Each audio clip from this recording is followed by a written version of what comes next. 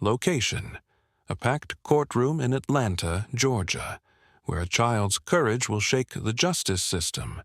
Sometimes, the smallest voice can make the biggest impact.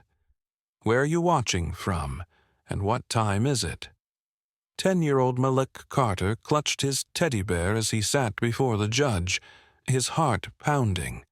His father sat in shackles, wrongfully accused, facing years in prison for a crime he didn't commit. The prosecutor smirked. The jury whispered. Malik's mother wiped away silent tears. The weight of the moment pressed down on Malik's small shoulders. The room felt too big, too loud, even though all he could hear was the thudding of his own heartbeat. His fingers tightened around the worn fabric of his teddy bear, his only source of comfort in a sea of unfamiliar faces. He glanced at his father, the man who had tucked him into bed every night, who had lifted him onto his shoulders when he was too small to see the world, who had never, not once, broken a promise. But now, his wrists were bound in cold steel, and his eyes, though strong, carried something Malik had never seen before: fear. The judge adjusted her glasses, clearing her throat. "Young man, do you understand why you're here today?" Malik swallowed hard. His mother had told him to be brave, but his legs felt shaky beneath the chair. He nodded slowly. "Yes, ma'am." His voice was quiet, but it didn't waver. He knew what he had to do. The prosecutor leaned back, amusement flickering in his eyes, as if a child's words could do nothing to change the course of this trial. The jury whispered among themselves, their faces unreadable. Malik's mother clutched a tissue in her hands, silent tears streaking down her cheeks. She wasn't crying loudly, but Malik could feel her sadness filling the air around them, pressing into his chest. The judge nodded. "Go ahead, Malik. Tell us what you need to say." Malik's grip on his teddy bear tightened. His father's eyes met his. For the first time since stepping into that courtroom, Malik took a deep breath, pushing past the fear that made his chest feel too small. Then, in a voice steady and clear, Malik spoke. "Daddy didn't do it." The courtroom fell into silence. The whispers stopped. Even the prosecutor's smirk faded slightly. "What do you think happens next?" "Let's discuss." Weeks earlier, Malik's father, James Carter, had been arrested on suspicion of theft. Despite no evidence, a biased witness statement was enough to put him behind bars. The accusation alone had been enough to strip him of his freedom, leaving his family in turmoil. His wife had pleaded for someone to listen, for someone to look beyond the surface, but no one had. The real culprit, a local businessman, Mr. Baldwin, who used his influence to cover up his own crime. His wealth and status shielded him from suspicion, while James, a hard-working man with no history of trouble, became the scapegoat. Malik, too young to fully understand corruption, only knew one thing: his father was innocent. He didn't understand why the police had taken him away, why the neighbors whispered, or why his mother cried behind closed doors. But he knew, deep in his heart, that his father had done nothing wrong. The house had felt emptier since the night James was taken. His mother tried to keep everything together, but Malik could hear the exhaustion in her voice, see it in the way she barely ate, barely slept. She still packed his lunches, still helped with his homework, but there was a weight pressing down on their home, something unspoken but too heavy to ignore. Malik had watched her late at night, sitting by the phone, waiting for news that never came. The calls to lawyers, the desperate pleas to anyone who would listen, all met with indifference. He saw the way she held his father's jacket at night, as if keeping it close would bring him home. At school, things had changed. Friends he once played with now looked at him differently. Their parents whispered when he walked by. He wasn't sure if they thought his father was guilty or if they simply didn't want to get involved. Either way, Malik felt it. The loneliness, the quiet judgment, the way people avoided his gaze. He wanted to scream that his father wasn't a thief, that none of this was fair. But no one seemed to care. The only place that still felt safe was his bedroom, where he could hug his teddy bear and imagine that things would go back to normal. But normal felt farther away with each passing day. His mother told him to be strong, to trust that the truth would come out. But Malik was tired of waiting. He was tired of pretending that everything would fix itself. His father didn't deserve this. And if no one else would fight for him, Malik would. Do you believe the justice system is always fair? Why or why not? When no one else would fight, Malik took matters into his own hands. He began investigating, following clues, listening to conversations, and collecting small but important details. His mind worked like a puzzle, piecing together every inconsistency, every strange look, every whisper. He had overheard when adults thought he wasn't paying attention. The nights were the hardest. His mother still sat by the phone, waiting, hoping. But Malik wasn't waiting anymore. He was searching. He scoured through old papers, listened when no one thought he was there, and paid close attention when people spoke about his father's case. The weight of everything pressed down on him. He was only 10, but he felt older. The world had forced him to grow up too fast. His father was innocent. He knew that deep in his heart. But knowing the truth wasn't enough. He needed proof. Then, in a shocking twist, Malik found something, a hidden ledger in Mr. Baldwin's trash. He almost hadn't noticed it, buried beneath shredded documents and discarded receipts. But the moment he opened it, his stomach clenched. The pages told a story of their own. It contained proof that Baldwin had been laundering money and framing others to cover his tracks. The numbers, the signatures, the hidden transactions. It was all there, clear as day. Malik didn't understand everything, but he understood enough. He clutched the book to his chest, his hands trembling. This was it. This was what they needed. Doubt crept into his mind. What if no one believed him? What if they said he was just a kid who didn't understand what he was looking at? The thought made his chest tighten, but he shook it off. He had to try. His father's freedom depended on it. He took deep breaths, trying to steady himself. The fear of standing in front of so many people, of speaking out, of having all eyes on him. It was overwhelming, but then he thought of his father, of the way his mother's voice cracked every time she said his name, of the long nights staring at an empty chair at the dinner table. Malik clenched his jaw. He couldn't let fear win. Not now. Now, with evidence in hand, Malik was ready to speak. Would you have the courage to stand up in court at just 10 years old? Let's talk. Malik took the stand, holding his teddy bear tightly, staring at the judge. His small hands trembled, but he refused to look away. The weight of the room pressed down on him, hundreds of eyes watching, waiting. How do you know your father didn't steal that money? The prosecutor sneered, his tone sharp. Malik's grip on the teddy bear tightened.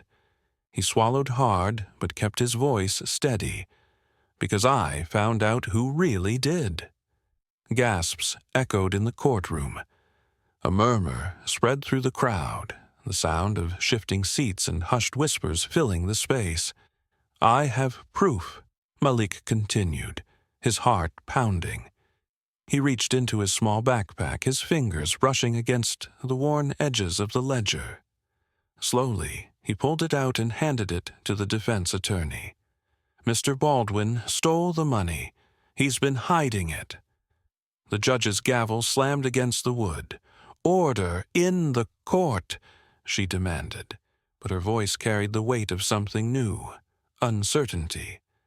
Malik's breath came in quick, shallow bursts. The room felt bigger than before, the walls stretching endlessly, the faces of strangers blurring together. He could hear his mother crying softly in the background, but he couldn't turn to look at her. He had to stay strong. The defense attorney flipped through the ledger, his expression shifting from doubt to something more serious. He stepped forward, his voice clear. "Your Honor, this document contains financial records linking Mr. Baldwin to a series of fraudulent transactions. The evidence here contradicts the prosecution's claims entirely." The prosecutor frowned, shifting uneasily. "This is absurd. You expect us to believe a 10-year-old uncovered evidence that an entire investigation missed." Malik's heart pounded in his ears, but he met the prosecutor's gaze without flinching.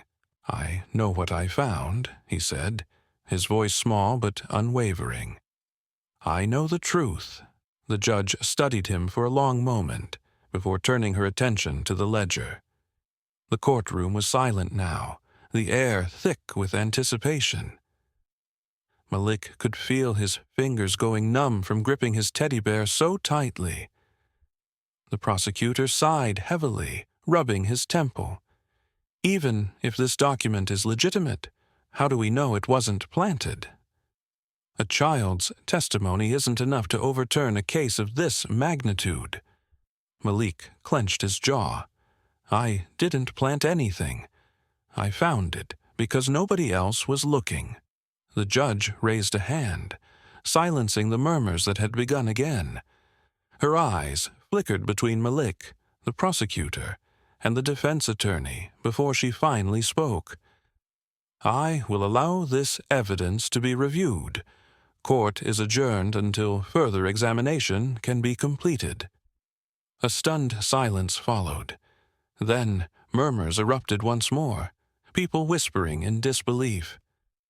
Malik exhaled shakily, his shoulders slumping as the tension in his body finally began to ease. His mother's sobs of relief filled the room, and for the first time since this nightmare had begun, he felt something close to hope. What do you think the judge will do? Drop your thoughts below.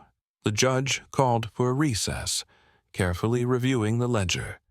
The weight of the evidence pressed heavily upon the room, thickening the air with tension. The courtroom sat in hushed anticipation, the silence broken only by the soft rustling of paper as the judge turned page after page. The documents contained undeniable evidence. Baldwin had orchestrated the entire crime.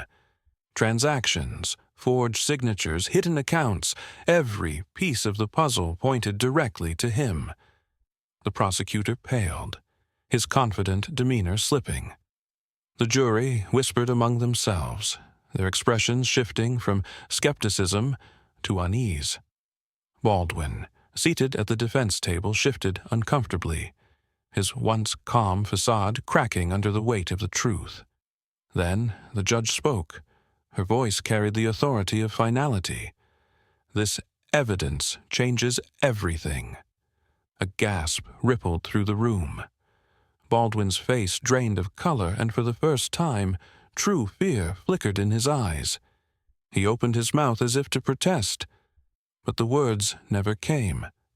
The gavel struck the wood, firm and resolute. Minutes later, Baldwin was placed in handcuffs, his hands trembling as the officers secured the cuffs around his wrists. He was led away, the murmurs growing louder with each step he took toward the courtroom doors. Meanwhile, James Carter sat motionless, processing the moment. Then, the words he had longed to hear rang out across the chamber. "James Carter, you are hereby declared a free man." The sound of his wife's cry of joy filled the room as Malik ran to his father, wrapping his small arms around him. The weight of the past weeks melted away as relief flooded through them. Tears streamed down Malik's face, soaking into his father's shirt as James held him tightly. The warmth of the embrace made everything real. The nightmare was finally over. His mother joined them, her hands trembling as she reached for James, unable to stop the sobs of happiness escaping her lips. For the first time in weeks, their family was whole again. James Carter took a shaky breath, looking around as though he couldn't believe it. He had walked into the courtroom expecting another fight, another day of injustice. But now he was a free man. The weight that had sat on his shoulders lifted, leaving behind exhaustion and overwhelming gratitude. The jury filed out, murmuring among themselves. Some looked relieved, others ashamed that they had almost sent an innocent man to prison. The prosecutor sat stone-faced, his jaw clenched as he shuffled his papers, avoiding eye contact with the family he had nearly destroyed. Malik turned his gaze toward Baldwin, watching as the officers led him away in handcuffs. The once powerful businessman no longer looked untouchable. His shoulders sagged, his head low. For all his influence, for all the lies he had spun, he couldn't escape the truth. The judge gathered her papers, preparing to leave, but before she did, she turned to James. "Mr. Carter, the court apologizes for the injustice you have faced. You are free to go." James nodded, unable to find his voice. He squeezed Malik's hand, his eyes filled with gratitude and pride. His son had done the impossible. As they walked out of the courtroom together, Malik felt lighter. Justice had been served, but more than that. He had proven that even the smallest voice could make a difference. Do you think justice was truly served? Let's talk. Just when the family thought their ordeal was over, a mysterious letter arrived. Inside, a note. "Baldwin wasn't working alone. Be careful." Malik's mother gasped. "What does this mean?"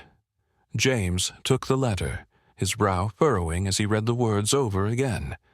The ink was bold, the handwriting unfamiliar. His hands tightened around the paper, his body stiff with unease. Malik's eyes narrowed. "It means there's more to uncover." The weight of those words settled over them like a heavy fog. They had fought so hard to clear James's name, to bring the truth to light, but now the truth seemed bigger than they had realized. Someone else was involved. Someone still out there. The fear in his mother's eyes mirrored the feeling creeping into Malik's chest. He had believed this nightmare was over, that his father was safe. But now, new questions formed, each one darker than the last. James set the letter down carefully on the table, his fingers lingering over the edges. "We need to be careful," he said finally, "but we also need to know who sent this." The silence in the room stretched, the weight of the unknown pressing against them. The past few weeks had already taken so much from them. The exhaustion, the uncertainty, the moments where hope had felt so distant. Now, it felt like they were stepping back into the shadows just as they had found the light. Malik glanced at his mother, searching her face for reassurance, but her expression was unreadable, torn between fear and determination. He clenched his fists. He wasn't a detective, he wasn't a lawyer, but he knew this wasn't over. The truth had to come out, all of it. James sighed, rubbing his temples. "We should turn this over to the police," he said. But there was hesitation in his voice. They had already seen how justice could be manipulated, how the powerful could twist the system to protect themselves. Would the authorities actually listen this time, or would they bury this like everything else? Malik felt his heart pounding. He had already proven that even the smallest voice could be heard. He had stood in a courtroom, unafraid to speak the truth. He had fought for his father's freedom. Now, he had to fight again, determined to fight for justice. The Carter family vowed to help others wrongly accused. They had seen firsthand how the system could fail, how the truth could be buried beneath power and deception. They couldn't walk away now. Malik reached for the letter one last time, tracing his fingers over the words. It wasn't just a warning, it was a challenge, and he wasn't backing down. What do you think they should do next? Let's discuss. Malik's bravery didn't just save his father, it changed his family's future forever. Inspired by their journey, they started Brave Voices, an organization helping innocent people fight for justice. The Carter family knew firsthand the pain of wrongful accusations, and they refused to let others suffer the way they had. What had begun as a nightmare transformed into a mission, one that would give a voice to those who had none. The boy, who once clutched a teddy bear in fear, had become a symbol of courage. His name spread beyond the courtroom, beyond his neighborhood. People saw him as proof that even the smallest voice could make a difference. He had stood before a judge, faced power with nothing but the truth, and won. But he knew the fight wasn't over. There were more names, more stories, more people waiting for someone to stand up for them. The weight of what had happened never fully left him. The long nights of uncertainty, the fear of losing his father forever, it all stayed with him. But instead of breaking him, it fueled him.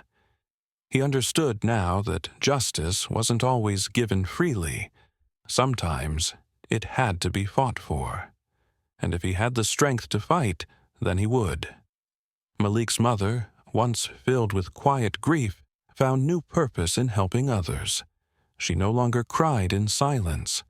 She spoke boldly, reaching out to families just like theirs. His father, no longer shackled by false accusations, stood before crowds and told his story, reminding the world that the truth always had a place, no matter how buried it seemed. Their home, once filled with uncertainty, became a place of hope.